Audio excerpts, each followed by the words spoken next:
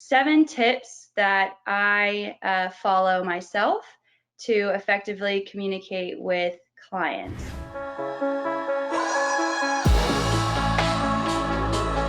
For those of you that don't know me, I am Christie. I am the Client Relations Manager for Full Sail Marketing as well as the Contractor Sales Academy. So the first tip is tonality. So I have found that paying attention to the other person on the other end of the line, whether it's a video call or on the phone or even in person, to pay attention to someone's tone and also your own. So I would like to call out Lindsay. If you're here, can you unmute yourself? Unless I haven't given you. Okay. Can you hear me? Yeah, hi. So, okay. I want you to kind of do a quick little role play with me, if that's cool. Yeah. Awesome. Okay. So, ring ring. Hey. Hey, how are you today, Lindsay? How you doing? Good. How are you? I'm doing well. How's your day going so far? Oh, not too bad. How about yours? That's awesome. I'm, doing as well as I can being quarantined, trying to stay safe. Okay, end. So that was awesome. So you were bubbly and energetic, so I tried to be bubbly and energetic back. So now I want you to answer the phone and be more, just more monotone, more solemn, if you will. Okay. Ring ring. Hello. Hey, is this Lindsay? It is. Hey, Lindsay, it's Christy. How you doing today? Not bad. Nice. You enjoying the beautiful weather from home? Yeah, as much as I can, right? Yeah, I totally agree. Okay, and that was awesome. Thank you. You can mute Okay. yourself. So tonality is super important when you're speaking with someone, and to pick up on it right away.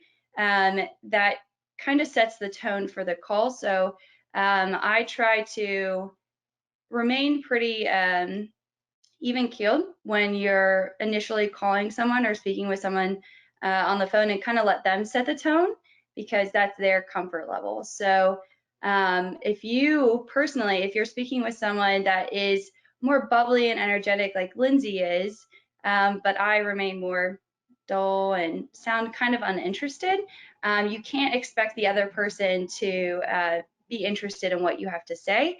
They will essentially mirror what you're putting out there.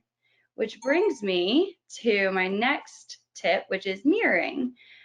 So mirroring is an awesome technique, which I am still working on and ever evolving with it. It's a good persuasion technique, just in general with communication, and it does allow you to kind of influence those that you are interacting with. So if you pay attention to someone's tone, like I mentioned before, and what exactly they're saying, as well as like I'm speaking with my hands right now. If someone was on a video call with me, and I were the potential client or customer, if they start speaking with their hands and kind of mimic what I'm doing, subconsciously it makes me comfortable and start to trust that person. So if you are on a video call with clients, which I'm sure that is how it's looking in the next few months, then when you're in front of that person, it's really important to pay attention to everything they're doing. So if someone rests their arm on the table in front of you, within like 5 seconds, you should rest your arm on the table. I know it sounds so ridiculous and crazy, but subconsciously it does make someone more confident in you and trust you as they're speaking with you. Also to pay attention, not just to their tonality, but the pace of which they're speaking. So I tend to speak pretty fast, and almost trip up over myself sometimes with it. But if someone's, I'm in the South, I'm in Charlotte, North Carolina. Southerners, we tend to speak a little bit slower. So if someone is speaking to you and kind of taking their time and exactly what they're saying, it is beneficial for you to mimic that. Also, I am a very loud, I come from a loud family, I'm a very loud person. So I have to really be mindful of who I'm speaking with, because if it is someone who is more soft-spoken, then I need to mimic that as well. So if they seem more reserved and soft-spoken, then I try to be a little more reserved and soft-spoken, but still lighthearted, and maybe crack a joke or two, but matching their tone and just really in general everything that they're putting out there, whether it's on the call, a video call, or in person. So active listening is so important. When you are, which is something I struggle with, eye contact. When you're in person with someone or on the video call, if someone can see you when you're speaking with them, it is so important to maintain eye contact. Also, to show that you're listening by paraphrasing what they say, that is so important. So if someone says, Christie, I'm having a really hard time right now. I'm not really getting any leads in, and I'm also struggling because I think I have to lay off my workers with what's going on. I'm having such a hard time with what is going on in the world and in my business. It would be beneficial for me to make sure that they're done speaking by letting there be a little bit of a pause, and then, I'm so sorry to hear that, Tom. It sounds like, you're going through a really hard time. I can't imagine having to lay off employees that you care about, and I can imagine how scary it is to be so uncertain of what is to come in the next few months. And then after that, I normally like to put a positive spin if it's something negative, but it sounds like you've got a really level head. You seem like you're super realistic about what's going on, and I'm more than excited to see, how you come out of this, because you have such a great positive attitude. And then I end it. Also, using facial expressions, especially now that a lot of people will be doing virtual calls, and when you're in person, to show the engagement by nodding and smiling, and even I know this sounds silly, but yeah, totally, right. It shows that you're engaged and you're paying attention without taking over what the other person's saying. So to nod, to smile, to show those, it again subconsciously lets the other person know that, hey, they're listening to me and they're absorbing what I'm saying. So to speak their language. I know this all sounds so repetitive, but it is so stinking important to do these things when you're speaking with a client, a potential client, or just anybody in general. If the person you're speaking with, which I get clients on all ends of the spectrum, someone who's more casual and they're immediately loud and cracking jokes and they're very playful, or someone who is stoic and very formal and yes, no, yes, thank you, blah, blah, blah, then I have to adjust myself to what the tone, their language that they're setting. So if I do have someone who's more playful, then that is more so my personality, and I get to kind of play around with them and kind of crack some jokes as we're being serious going through things. For me, an onboarding call, when I'm bringing someone into our company, as I'm going through explaining things that it's really just informative, it's a good time to kind of add in a lighthearted joke or something like that to make the other person more comfortable, also to re-engage them in what I'm saying, because I'm overloading them with a ton of information, right? Okay, so for those of you that are on the call today that are CSA members, you will be familiar with the SHIN, but if you're not, Contractor Sales Academy, they have built the sales on what we call the SHIN, which is a very specific verbiage in how you can speak with a client. I won't go too far into it, but if you're interested, you can check it out. So basically, with the SHIN, it allows you to ask clear and concise questions. This is more so when you're talking to a prospect, right? Although if you really dive into the SHIN and you start to master it, you'll notice that you use this whether it's with a potential client, a current client, or just people in general. So it's really beneficial to ask questions. It kind of goes into being a good active listener. So if I were to ask Lindsay a question, Lindsay, why don't you unmute yourself really quick? One more time. Okay, me again. Hi. Let's role play. I know you've role played before, so Okay.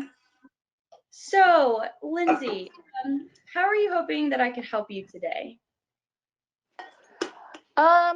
Wait, okay, are we doing like an industry thingy? Sorry. Could be anything. What Let's what talk kind of role? about we're girls. Let's take it to makeup, okay? So I'm Okay. selling a counter and we're on a call.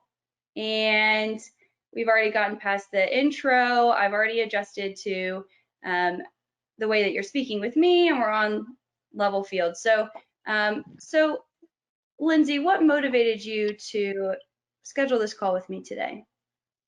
Oh, I just need help. I'm about to start some job interviews, and they're all going to be virtual right now. And so my makeup game pretty much looks like what my mom taught me when I was like 13. So I want something, it was either that or going out, to the clubs. So I need something that's a little bit more professional and will come over uh, through the video a little bit better. I totally understand that. Yeah. Makeup going to the club is fun, but it's definitely a different kind of makeup that you want to wear when you're interviewing for jobs, especially if you want to get be taken seriously, right? Yeah, exactly. Awesome. That's it. Thank you. Uh-huh. So it's important that you ask questions, and as you ask questions, smiling, nodding, showing that you're engaged, but also to zip it and let the other person tell you why, if it is a prospect, why did they schedule a call with you? If you're in remodeling, then, why now? Why are they booking this call with you now? And really dive into it. And then with that conversation I was having with Lindsay, I could have said, tell me more about that. Tell me more about what your mom taught you growing up with makeup and what inspired you to get into makeup that your mom, taught you previously. So it's just kind of giving them the floor constantly. So giving it back to them, giving the floor back to them and actively listening and making sure that your questions are open-ended. That is something that I had to learn within this role, because if you ask someone a yes or no question, you're not able to say, tell me more about that, right? So you really can't dive into whatever information you're wanting to gather from them from close-ended questions. And asking someone something as simple as, tell me more about that, tell me more about this, and this, and mirroring what they said, it allows them to know, hey, they're listening, they know what I just, the long spiel I just went into, and then they want to know more about it, which is also still building trust. So this is my favorite thing. I love looms. So some people use Vidyard. I am accustomed to looms.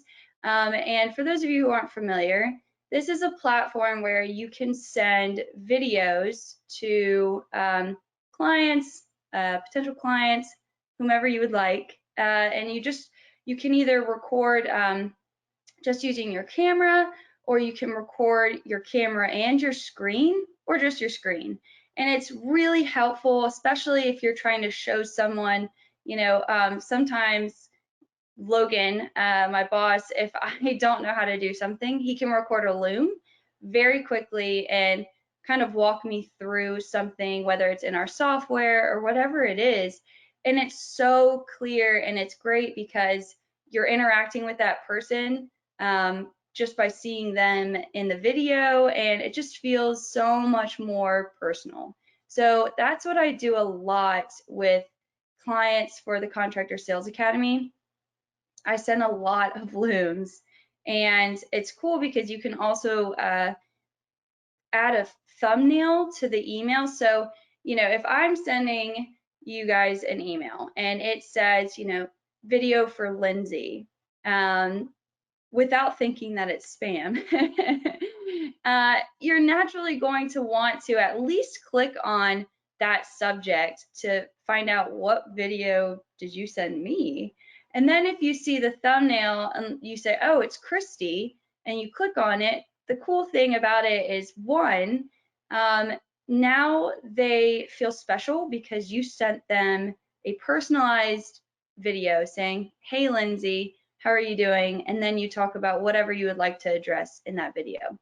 And then it's also cool because Loom lets you know when they open, when it's viewed on Loom. So when they watch your video, you get an email that says, hey, Lindsay watched your video. And that to me is, one, makes them feel more special. Two, it's way better than calling and leaving a voicemail and just wondering, did they listen to it? Did they just delete it? Did they listen to it and they're not calling me back? I found Loom is a great way to get someone to call you back. I don't know what the percentage would be, but the follow-up that I get in return from sending a Loom rather than just calling and leaving a voicemail, I get more, it's probably 9 out of 10 people reach back out to me after I send a Loom. And that's a pretty high number. So I would definitely advise sending out Looms or, use Vidyard just to start that engagement up front. And I personally have just found it to be more successful. And then I also sometimes will send Looms where I'll say, hey, so-and-so, I've been trying to get a hold of you. I'm not going to stop. I will call you at 10 a.m. tomorrow. And that way, one, I know that they saw that Loom and they know to expect a call from me at 10 a.m. So it's just, personally, I found it's more successful when you're trying to get a hold of someone, because sometimes when we're calling clients or prospects, it's hard to get a hold of them. So this is a really good way to get in touch with them and know that they have seen what you're trying to get in touch with them about. I personally love falling on the sword with anything regarding customers, or just, in general with communicating with people. A lot of times I will schedule video calls with new members of the CSA. And I have just found that falling on the sword, which means putting the blame on yourself, right? So instead of me saying, if someone doesn't show up for a video call, instead of me saying, well, I sent you instructions, I told you it was a video call, you knew what time it was, it sent you a reminder, it sent you an email that you accepted. I'm not going to go through all of that, because then, one, it makes someone defensive, and two, it's a waste of your time, because then they're really not going to hop on that call with you. So what I found is way more productive is falling on the sword. So rather than defending my actions and how I prepared for the call, I'll just say, were you having a hard time getting into GoToMeeting? Were you not able to, did you not get that email from me? Was there no calendar invite? Oh, that's my fault. Maybe I set it up for the wrong time. Did you know the proper time? I'm sorry, I must have not been clear about that. If you fall on the sword and let them save you and say, no, no, no, that's totally my fault, I spaced it, or no, I'm just not tech savvy and I honestly just need you to walk me through logging in. I'm sorry, I should have reached out sooner. I have found that is so much more productive, and it truly makes the person on the other end feel more comfortable because you're taking blame automatically. So you take it away from them, because for everything, someone has to take the blame, right? So why not let it be you and let them save you? And then they're definitely going to show up for that next call.